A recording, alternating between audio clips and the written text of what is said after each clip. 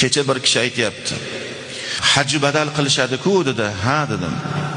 Shunda haj badal qilinadigan bo'lsa, o'tib ketganiga 50 yil, 60 yil bo'lgan odamning nomidan haj qilinsa, badal qilinadigan bo'lsa, o'sha odam qabrida ham hojilik martabasiga erishib, shu ajr mukofotidan bahramand bo'ladimi, kechiriladimi? Ha, shunday dedim. Allohni oson qilib qo'yganini qarang, jannat yo'llarini deyapti. Mana Alloh subhanahu va taolo hech bo'lmaganda o'tib ketganlarimizda ham imkoniyat bor ekanda. Ularning nomlaridan shu tarqatasizmi, yaxshilik qilasizmi? Albatta ularni shod qiladi. Ertaga qiyomat maydonida otalarimizni, onalarimizni topgan vaqtimizda, bolajonlarim, sizlarga rahmat.